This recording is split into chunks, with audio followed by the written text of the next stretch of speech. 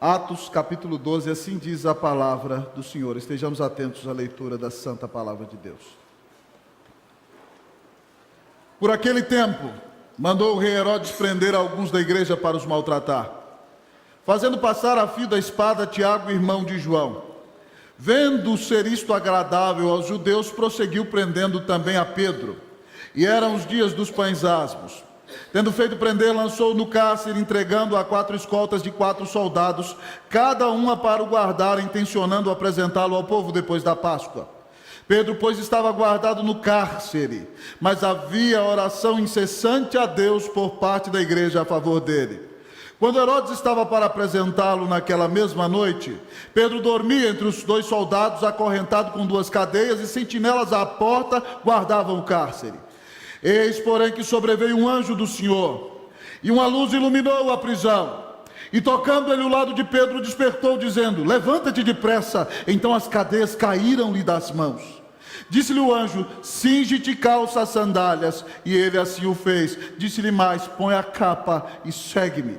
Então saindo seguia, não sabendo que era real o que se fazia por meio do anjo. Parecia-lhe antes uma visão. Depois de terem passado a primeira e a segunda sentinela, chegaram ao portão de ferro que dava para aquela cidade, o qual se lhes abriu automaticamente, saindo enveredaram por uma rua, e logo adiante o anjo se apartou dele. Então Pedro, caindo em si, disse: agora sei verdadeiramente que o Senhor enviou o seu anjo e me livrou da mão de Herodes e de toda a expectativa do povo judaico. Considerando ele a sua situação, resolveu ir à casa de Maria, mãe de João, cognominado Marcos, onde muitas pessoas estavam congregadas e oravam. Quando ele bateu ao postigo do portão, veio uma criada chamada Rode ver quem era. Reconhecendo a voz de Pedro, tão alegre ficou que nem o fez entrar, mas voltou correndo para anunciar que Pedro estava junto do portão. Eles lhe disseram: estás louca? Ela, porém, persistia em afirmar que assim era. Então disseram: é o seu anjo. Entretanto, Pedro continuava batendo. Então eles abriram, viram-no e ficaram atônitos. Ele, porém, fazendo-lhes sinais com a mão, para que se calassem, contou-lhes como o Senhor o tirara da prisão e acrescentou: anunciai isto a Tiago e aos irmãos. E saindo, retirou-se para outro lugar. Sendo já dia, houve não pouco alvoroço entre os soldados sobre o que teria acontecido a Pedro. Herodes, tendo procurado e não o achando, submetendo as sentinelas a inquérito, ordenou que fossem justiçadas, e descendo da Judéia para Cesareia, Herodes passou ali algum tempo. Todos vão ler comigo numa só voz, dos versículos 20 a 25. Ora, havia séria divergência entre Herodes e os habitantes de Tiro e de Sidom.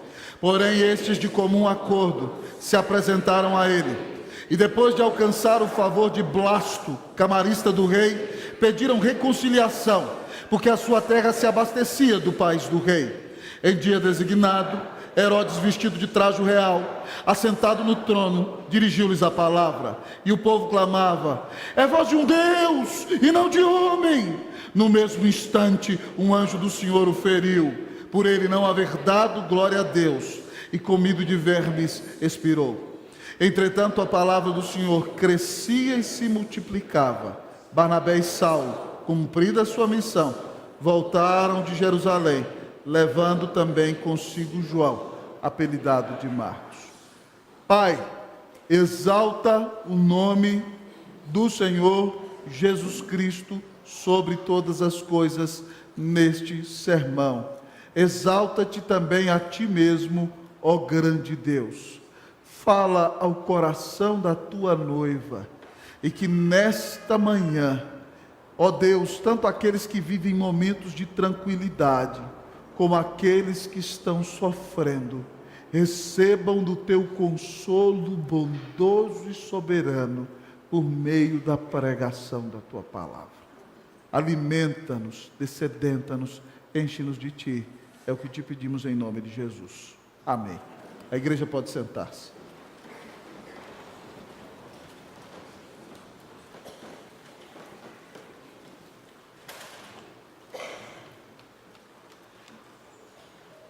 Todos nós, amados irmãos, todos nós que habitamos nessa terra, vamos, amados irmãos, sofrer, muitas vezes de maneira intensa, angustiante e algumas vezes até de maneira irremediável, amados amigos e irmãos. Uma característica que iguala a todos os habitantes que vivem neste planeta é que todo ser humano, amado amigo e irmão, passa por sofrimento. Alguns passam por sofrimentos não tão intensos, outros por sofrimentos angustiantes, outros por dores lancinantes com sofrimento em sua própria carne, outros sofrem com enfermidades a ponto de perder a sua própria vida. Todo ser humano, amado amigo e irmão, toda pessoa que vive nessa terra vai enfrentar o sofrimento. E em momento de sofrimento e angústia, qual é a verdade, amado irmão, da palavra de Deus, que deve consolar o meu e o seu coração como cristãos, acima de todas as coisas? Amados irmãos, a grande verdade que deve trazer consolo para o meu e para o seu coração, tanto no dia do sofrimento como no dia da tranquilidade, é a seguinte: Deus é soberano. Nós servimos a um Deus bondoso, amoroso, que cuida de nós, que deu seu Filho na cruz em nosso favor e que está no controle de todas as coisas. O tema desta mensagem nessa manhã é: Deus é soberano. E o primeiro ponto, amados irmãos, que vamos ouvir é que Deus é soberano no sofrimento. O segundo vai falar que Deus é soberano no livramento. O terceiro vai nos contar que Deus é soberano no julgamento. E o quarto nos dirá que Deus é soberano no crescimento. Deus é soberano. Primeira verdade que o texto diz: Deus é soberano no sofrimento. A palavra nos conta, amados irmãos, que aqui Herodes Agripa I, o neto de Herodes o Grande, pai do rei Agripa, que aparece no final do livro de Atos, resolve, amados irmãos, agora que assumiu toda a extensão do reino que era de seu avô na região da Palestina, para agradar os fariseus e os religiosos judeus, ele começa uma grande perseguição contra a igreja. E nessa perseguição tão triste, tão terrível, de grande sofrimento, irmãos, ele manda passar a fio da espada a Tiago, irmão do apóstolo João, um dos 3 amigos íntimos de Jesus. Então você imagina que Tiago foi morto, amado irmão, com uma espada atravessando o seu corpo.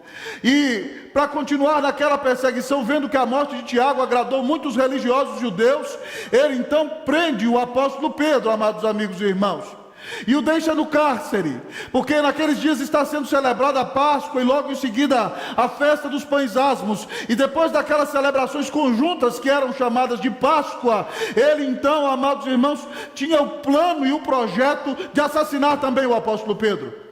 Mas o nosso texto nos diz que Pedro será livrado.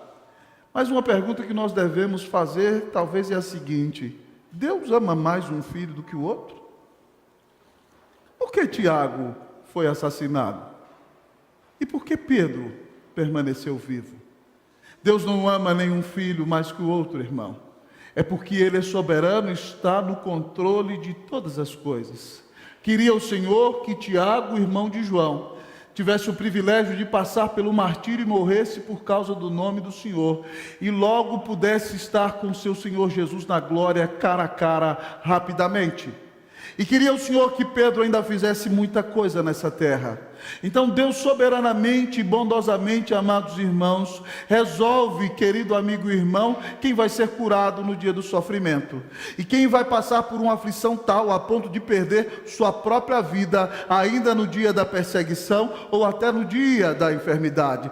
Deus é soberano, amados irmãos, em nosso sofrimento. Deus é soberano, querido irmão, no dia em que você perde o emprego. Deus é soberano, querido irmão, querida irmã, no dia em que aquele relacionamento no qual você investiu a sua vida acabou.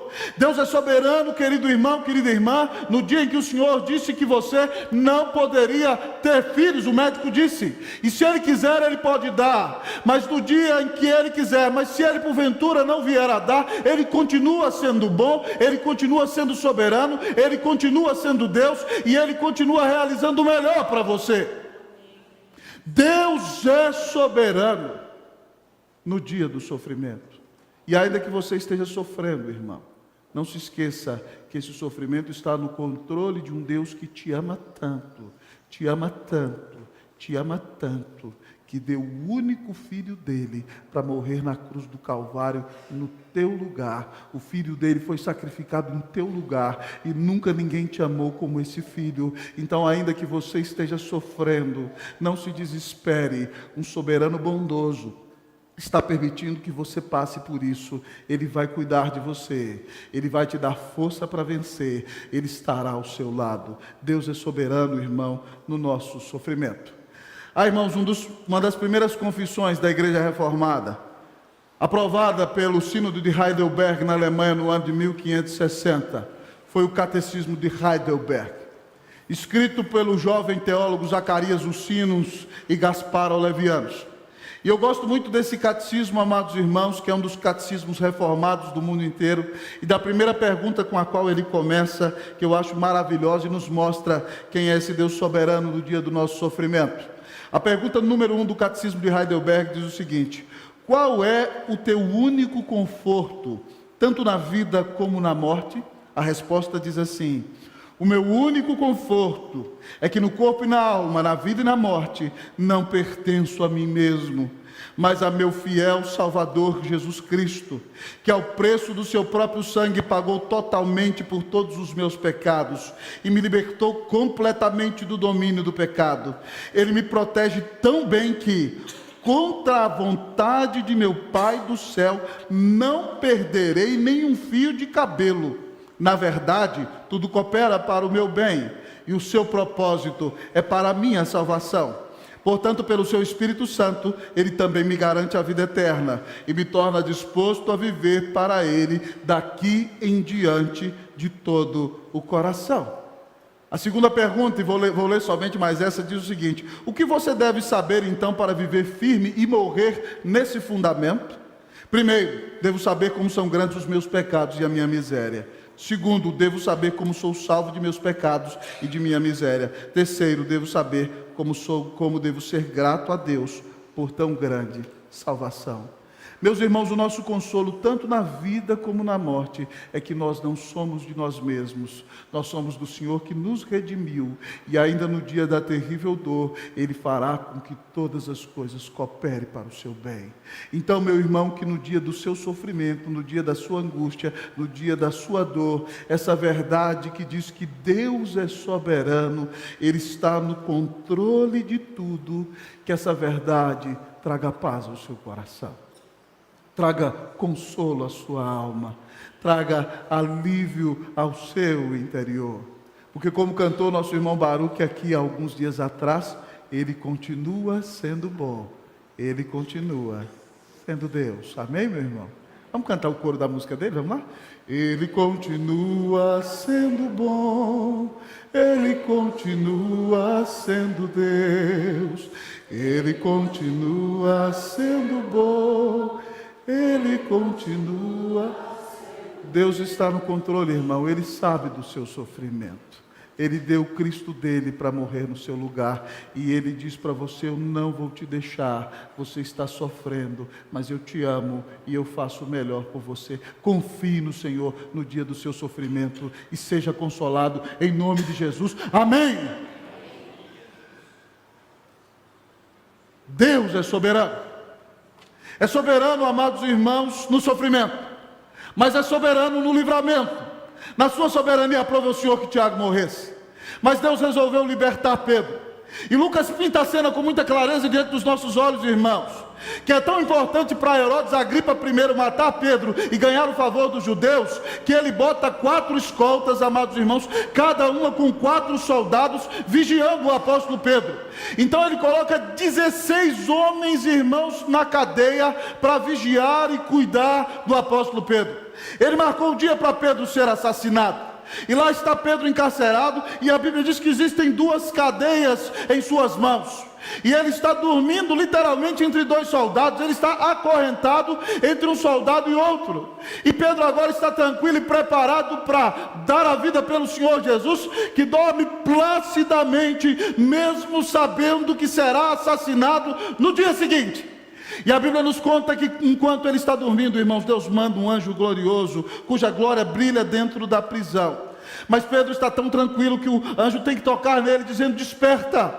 e fala para Pedro: Pedro, veste a sua roupa. E Pedro vestiu a sua roupa, amados irmãos, mas Pedro está pensando que é um sonho, uma visão. O anjo diz para ele: coloca agora a sua capa. Talvez era uma noite fria, ele botou a capa, talvez com capuz, e as cadeias lhe caíram dos braços. Então ele vai saindo, irmãos, os guardas não o veem. Ele passa pela primeira sentinela que estava de vigia, passa pela segunda sentinela, e a Bíblia nos diz que ele chega no portão da fortaleza que dá para a rua, e aí você vê o primeiro portão automático da história, irmão, mas sem controle motor nenhum. Não é igual lá da sua casa, hein?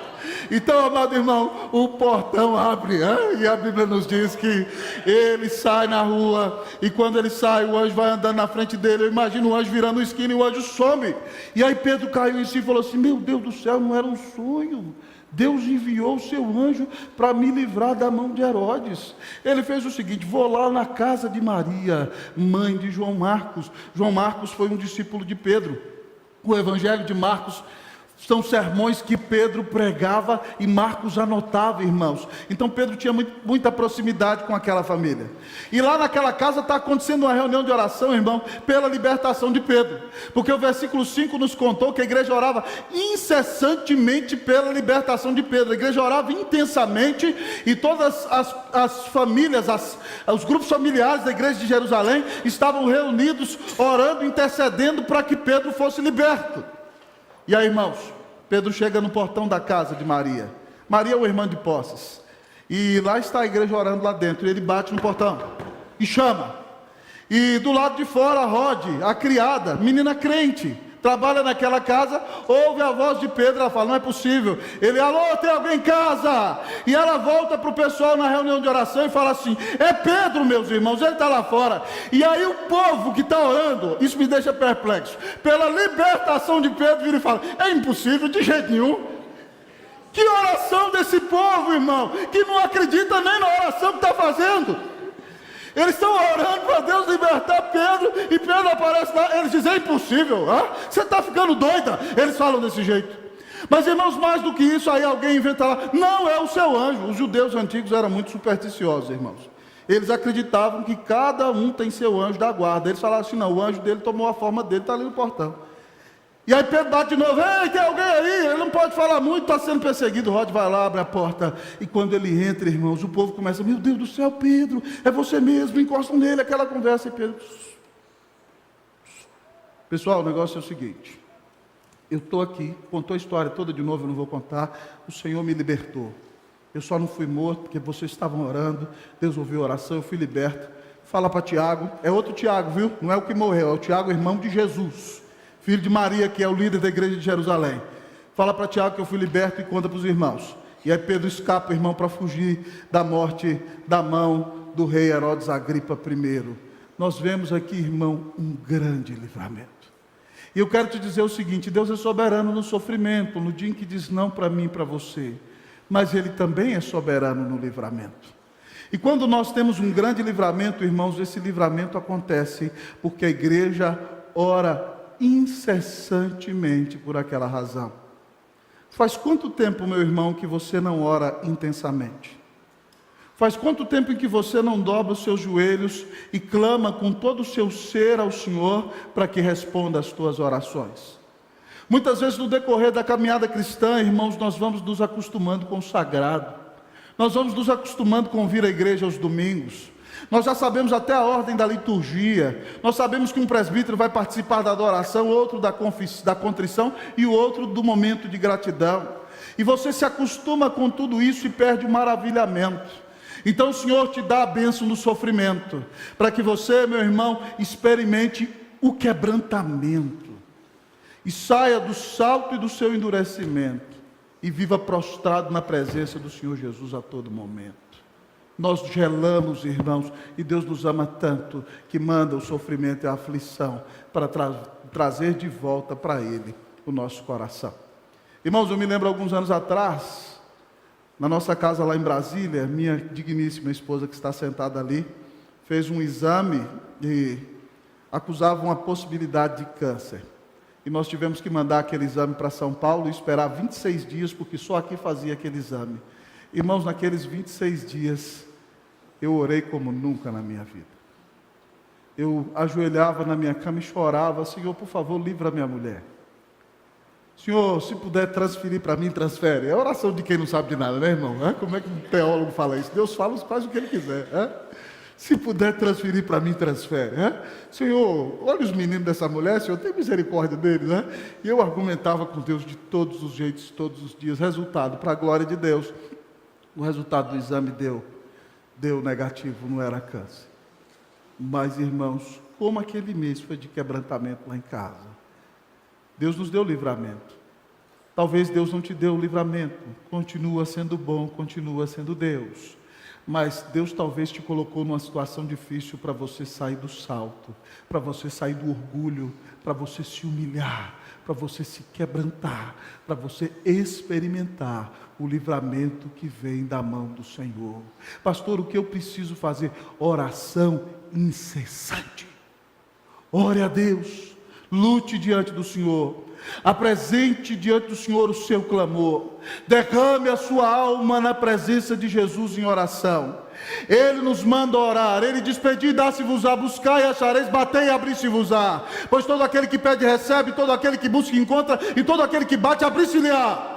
Volte a clamar ao Senhor, prostre os seus joelhos, diga: Deus, abre os céus e desça, e se Ele quiser, Ele abrirá os céus e descerá, e quando as grandes coisas acontecerem, toda a glória será única e exclusivamente do Senhor. Então, quando Deus te der um livramento, agradeça, porque Deus não tem obrigação de fazer nada por você, e se Ele faz única e exclusivamente por causa da sua graça e bondade. Mas não somente isso, ore e agradeça, mas faça como Pedro fez. Pedro mandou o povo contar para Tiago e para os irmãos. Quando Deus, amado irmão, te der um livramento, uma grande bênção, abra a boca e compartilhe com seus irmãos. Ele já te deu a maior bênção, que é a bênção da salvação. Porque você tem escondido dos seus vizinhos essa bênção? Porque você não tem compartilhado no seu trabalho? Porque você não tem dito aos seus irmãos e os seus familiares? Se você recebeu a maior de todas as bênçãos, o maior de todos os livramentos, se você creu em Jesus, você foi livrado da boca do leão, você foi livrado do inferno, da ira de Deus, você foi livrado de uma eternidade longe do Senhor, e de uma vida de eternos sofrimentos. Cristo morreu na cruz por você. Então creia no Senhor, então ore, então agradeça e compartilhe com os demais a grande bênção que você recebeu. Louvado seja Deus. O nosso Deus não é fraco, o nosso Deus não é pobre, o nosso Deus é soberano. Ele está no controle de tudo. Deus é soberano. Deus é soberano no sofrimento, Deus é soberano no livramento. Mas Deus também, irmãos, é soberano no julgamento. Deus é soberano no julgamento. Misericórdia mesmo, irmão amado. O texto nos conta, amados irmãos, que no outro dia de manhã, depois que Pedro foi liberto, os guardas se levantaram. Irmãos, eu imagino a cena. Aqueles homens devem ter se levantado perplexos. Se você olhasse para a face deles, talvez eles estavam pálidos, como se o sangue se lhe tivesse esvaído, porque sabem que correm perigo, irmãos. Onde está Pedro? E mandam procurar, e a prisão está empolvorosa. E quando Herodes quer se exaltar a si mesmo, manda buscar a Pedro na prisão. Contam que Pedro não estava lá. Herodes também então manda chamar aqueles guardas, irmãos, são 16 guardas, vocês se lembram, e submetem aqueles homens a inquérito, irmãos, e eles não têm palavra alguma para dizer. Onde está Pedro? Eles diziam: não sabemos, ele não está aqui. E depois de submetê-los a inquérito e uma séria investigação, Herodes mandou justiçá-los e os matou. E talvez você diga: mas pastor, não é injustiça isso? Não é injustiça não, meu irmão. Porque se Deus fosse tratar a cada um deles por causa do pecado que eles cometeram, a eternidade no inferno é muito mais terrível do que a morte que eles sofreram. Deus julga. Nós não sabemos qual é o trato de Deus com eles. Deus estava no controle, Deus permitiu que eles fossem mortos. Eles também tinham seus pecados, irmãos, e morreram porque são pecadores, amados amigos e irmãos. Mas prestemos bastante atenção, irmãos. Nunca quem perpetra o mal sobre a vida de outro vai passar impune. A Bíblia nos conta a história que Herodes, depois que mandou matar aqueles homens, saiu de Jerusalém e foi para Cesareia, que era a capital do seu reino. E provavelmente um ano depois, no ano 54 depois de Cristo, Herodes faz uma grande festa, amados irmãos. Isso aqui não está no texto, mas Joséfo narra isso na sua obra Antiguidades. Ele manda fazer uma grande festa para homenagear César. Você lembra que na cidade de Cesareia, feita para homenagear César, havia um grande anfiteatro. E era uma das cidades que resolveu trazer a cultura greco-romana para dentro de Israel. Então Herodes cria uma festa e manda fazer jogos. E vem visitá-lo naquela época daquela festa, amados amigos e irmãos, os homens líderes das cidades de Tiro e Sidom. Tiro e Sidom são cidades muito antigas da história da humanidade. Elas são cidades marítimas e eram muito poderosas no comércio. E elas não estavam dominadas por Herodes, mas elas deveriam ter paz com ele, porque o texto é muito claro. Elas comiam dos grãos que eram plantados no país do rei, no país de Herodes. E eles brigaram com Herodes. E agora Herodes, amados irmãos, proibiu o alimento de ser mandado para Tiro e para Sidom. Então os tírios e os sidônios tiveram que se arrepender rapidamente. E a Bíblia nos conta a história então que eles resolvem se reconciliar com Herodes. Conversam com Blasto, que é o camarista do rei, como se fosse o primeiro secretário do governo de Herodes, o primeiro-ministro de Herodes. Então Blasto conversa com Herodes e marca um dia, que era naquele dia dos jogos, para que eles se reconciliassem com Herodes. E Joséfo, irmãos, nos conta, aqui Lucas conta que ele se vestiu de traje real. Joséfo conta que a roupa que Herodes vestiu naquele dia, irmão, foi uma roupa toda de prata, para que vocês tenham ideia. Tanta majestade e pompa que ele se considerava tão glorioso. Então, com aquela roupa de prata, ele entrou e as pessoas estavam esperando o discurso para a inauguração dos jogos. E lá estavam os tírios e os sidônios também, vieram com uma grande comitiva daquela cidade. E Herodes se levanta e faz um discurso. E enquanto ele faz um discurso, os bajuladores querem dizer: antes nós não queríamos te tratar como o rei, mas agora nós vamos te tratar como o que você de fato é. Você é um Deus. Joséfo descreve assim, Lucas diz aqui: estamos ouvindo não é a voz de homem, estamos ouvindo a voz de um Deus. E Herodes aceita aquela glória para si, irmãos. E ele não se humilha diante de Deus. Ele aceita para si o louvor e a glória da divindade.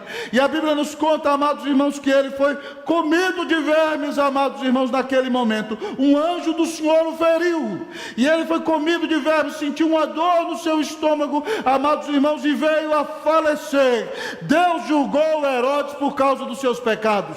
José, contando essa história, diz que quando o povo cantava e dizia: esse homem é um Deus, esse não é um homem, esse é um Deus, Herodes viu na sua superstição uma coruja e achou que aquilo era um mau presságio. E naquele momento, irmãos, ele teve dores abdominais terríveis. Alguns acreditam que Deus permitiu que ele tivesse uma crise de apendicite e todas as bactérias se soltassem diante dele. Ele ficou 5 dias enfermo e depois morreu comido por aquelas bactérias, amados irmãos, comido de vermes, como a Bíblia diz, para nos dizer que Deus é soberano no julgamento. Irmãos, nós deveríamos analisar isso com muita clareza e muita sinceridade. Sabe por quê? Porque nós nunca deveríamos, irmãos, ainda que tenhamos posição para fazê-lo, fazer o mal deliberadamente a ninguém, porque Deus é justo juiz e Ele cuida de nós. Eu ouvi a história de um distinto pastor da igreja presbiteriana, que contou que estava em uma igreja, e um pastor mais velho, à época da ordenação daquele jovem pastor, o perseguiu por simples inveja e o quis espezinhar e dificultou a sua vida, e ele quase não foi ordenado e quase fechou a porta para que uma igreja do presbitério quisesse. E ele contou aquela história, e de repente então, aquele pastor que tinha todo o poder se tornou um homem mais velho. E aquele outro pastor que foi humilhado se tornou um líder de uma das grandes autarquias da nossa denominação.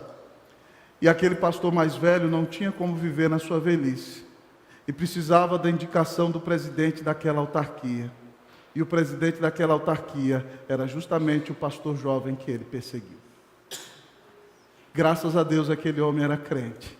Tratou o reverendo com muito carinho, deu a ele o emprego que ele precisava e abençoou a sua vida, mesmo que ele o tivesse perseguido. Irmãos, não façamos o mal a ninguém, sabe por quê? Sempre há um dia depois do outro. E essa pessoa na qual você está pisando hoje, amanhã, pode ser o seu chefe. E você vai precisar da misericórdia dessa pessoa. Então seja humilde, seja cristão. Ainda que Deus tenha te dado autoridade, ainda que Deus tenha te dado capacidade, seja humilde. Porque Deus é soberano e Ele vê tudo o que fazemos. E Ele é quem dá o julgamento. Seja aqui, e pior ainda na eternidade.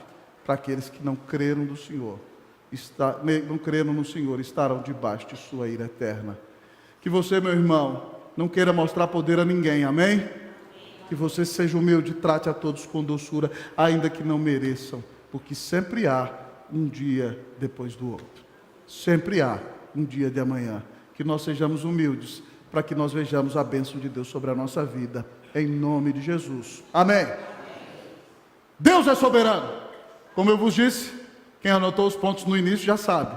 Primeiro ponto, Deus é soberano no... Não escutei, soberano no... Segundo, Ele é soberano no... Depois, soberano no...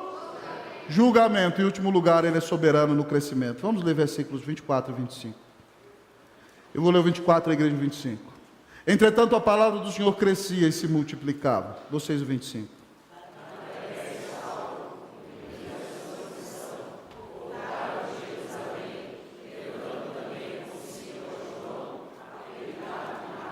O que significa isso aqui, que a palavra de Deus crescia? Será que Lucas está querendo dizer que mais livros da Bíblia estavam sendo escritos ali naqueles dias? Você acha isso? Não, irmão, não é isso. A palavra de Deus crescia. O que ele está falando? O número de pregação aumentava. A palavra crescia e se multiplicava. A palavra ia sendo pregada em diversos lugares. Mas mais do que isso, não é só a multiplicação da pregação da palavra. Lucas está falando do crescimento da igreja. Quando a palavra é multiplicada, irmão, e pregada em diversos lugares, amados amigos e irmãos, então o que acontece é que Deus chama para si os seus eleitos, e pecadores são convertidos, e almas são libertas da escravidão do pecado, tiradas das garras de Satanás para Deus, e mais pessoas são convertidas, e a igreja cresce no ouvir, no conhecimento da palavra e na salvação de almas. O texto nos ensina que Deus é soberano, irmão, no crescimento. E aqui, irmão, nós temos que pasmar, sabe por quê? Pastor, como é que a igreja cresce? Qual é a estratégia que Deus usa para a igreja crescer? Deus usa algumas estratégias para a igreja crescer. A primeira delas, pregação da palavra, irmão. A igreja cresce com pregação da palavra. É assim que cresce. Lá no Guará 2, irmãos, nós tivemos uma luta muito interessante. Quando eu cheguei lá, de manhã nós só tínhamos escola dominical. E eu falei o seguinte: nós vamos ter pregação da palavra antes da escola dominical. Todo mundo esperneou, gemeu: não, mas já tem escola dominical, não precisa. Eu falei: vai ter, irmãos. E aí chegamos no conselho, oramos e explicamos, e o conselho concordou conosco. Pregação da palavra faz a igreja crescer. Até aquela época, 50 adultos iam na escola dominical. Começamos uma devocional na escola dominical. Daqui a pouco o povo vinha ouvir pregação da palavra e chegou para 100. Aí daqui a pouco, irmãos, chegou, você fez: vamos fazer um culto, irmãos? Fizemos o culto. Sabe o que aconteceu, irmão? 300 pessoas vinham para o culto às 9 horas da manhã. Às 10h15 havia mais de 200 alunos na escola dominical. Porque é pregação da palavra que faz a igreja crescer. Mas a igreja cresce também quando ela se humilha e ora. Não é mérito meu não, irmão, é Deus, a palavra de Deus. Eu não converto ninguém não. A igreja ajoelhada ora e diz: Senhor, abre os céus e desce, salva os seus eleitos. E Deus usa a oração, e a resposta à oração faz a igreja crescer. Mas o terceiro aspecto, irmão, que o texto narra claramente que Deus usa para a igreja crescer, irmão, é o sofrimento. Amados irmãos, em Atos capítulo 8, depois que Estevão foi assassinado, ninguém queria sair de Jerusalém, mas quando Estevão foi assassinado, todo mundo saiu correndo, só ficaram os apóstolos lá, e o povo foi pregando por toda parte. A igreja de Antioquia, no capítulo de número 11, irmãos, nasce com os crentes que saíram, foram pregando na região de Cirene, de Chipre, Cesareia, e chegaram em Antioquia, e lá houve uma grande igreja. Sabe por quê? Tertuliano diz que o sangue dos mártires é a semente do evangelho. O sangue dos mártires é a semente da igreja. Quando a igreja cresce quando a pregação é multiplicada. A igreja cresce, amado irmão, quando ela ora. A igreja cresce, amado irmão, quando ela é perseguida. E a igreja cresce também, irmão, quando ela luta pela sua santificação. Ela zela para que o povo viva em santidade e trata a disciplina com seriedade. É assim que a igreja cresce. É o jeito que Deus faz para a igreja crescer. Deus é soberano, irmãos, no crescimento. Aqui na Unida, nós estamos orando por um grande crescimento. Nós queremos que você tenha prazer em ouvir a palavra. Meu irmão, em nome de Jesus, não deixe nada te atrapalhar. Sabe por quê? Porque se você estiver desanimado, a fé vem pela pregação e a pregação pela palavra de Cristo. Então você está lá em casa, bate uma tristeza na hora de vir para o culto. Eu não vou para o culto, eu não quero falar com ninguém. Isso não é de Deus. Pode vir para o culto, você fala, mas eu estou tão deprimido que não consigo falar com ninguém. Então venha, adore, ouça a palavra e vá embora. Domingo que vem você fala com os irmãos. Mas não perca a bênção de ouvir a palavra. A fé vem pela pregação e a pregação pela palavra de Cristo. É por meio dessa palavra que você é fortalecido. É por meio dessa palavra que você é quebrantado. É por meio dessa palavra que o evangelho é anunciado. É por causa da pregação da palavra que anuncia que Jesus morreu na cruz para pagar os teus pecados, que você é transformado. Então não perca a bênção de ouvir pregação da palavra. Saiba que domingo é dia do Senhor. Então não deixe nada te atrapalhar de priorizar Deus e vir para este lugar e se encher da palavra. E cheio da palavra, você vai querer compartilhar com outros, e outros virão, e a igreja vai crescer por meio da pregação da palavra. Amém, meu irmão? Que Deus nos use para o crescimento da igreja. E que nós tenhamos, amados irmãos, fome e desejo de ouvir pregação da palavra e preguemos a palavra. O texto diz que a igreja cresceu e Barnabé e Saulo, que tinham ido levar uma oferta em Jerusalém, trazem consigo a Marcos, um novo discípulo que vai ser preparado para o crescimento, para a glória e honra do nome de Jesus. Deus é soberano. Aprendemos hoje. No sofrimento, no livramento, no julgamento e no crescimento. Pastor, o que eu devo fazer depois de ouvir esse sermão? 3 implicações práticas para você. Primeira delas, no dia do seu sofrimento, da sua angústia, da sua dor, confie que o Deus soberano ama você. Que Ele continua sendo Deus. Ele deu Jesus por você. Ele diz para você, eu não te deixarei, eu não te abandonarei. Então não se desespere, não arranque os poucos cabelos que você já não tem, se você for como eu, certo? Em nome de Jesus, confie. Deus está no controle e Ele ama você. Ele não te abandonou, Ele quer você pertinho dEle. Segunda implicação, ore intensamente por um grande livramento. Você não sabe se Deus quer dar um livramento. Então a sua parte é orar, é chorar, é derramar as suas lágrimas, é vir para a reunião de oração na quinta, é vir no sábado de manhã, é ligar para os irmãos e amigos, é começar uma reunião de oração em casa, é vir orar com o pastor. Meu irmão, batalha espiritual só é vencida com a arma espiritual. Que Deus faça de nós um povo de oração. Terceira implicação, irmão, quando o livramento vier, agradeça. Tem gente que acha que Deus tem a obrigação de servi-lo. Deus não tem a obrigação de fazer nada por você. Então, quando Deus derramar as suas bênçãos, seja grato. Seja grato, porque Ele te ama e deu Jesus por você. Mas, em último lugar, irmãos, uma outra implicação que eu e você precisamos saber é o seguinte: conte as bênçãos que você tem recebido. Compartilhe o Evangelho, meu querido irmão. Compartilhe o Evangelho, pregue para muitos. Fale para os seus amigos. Ensine sobre Jesus, traga-os à igreja, e nós veremos a igreja crescer para a glória e honra do nome de Jesus. Então confie no Senhor, ore ao Senhor, agradeça ao Senhor, compartilhe o Evangelho, e que Deus traga consolo ao seu coração. Nunca se esqueça que Deus é soberano, Ele continua sendo bom, Ele continua sendo Deus. Que o soberano Deus te abençoe, em nome de Jesus. Amém.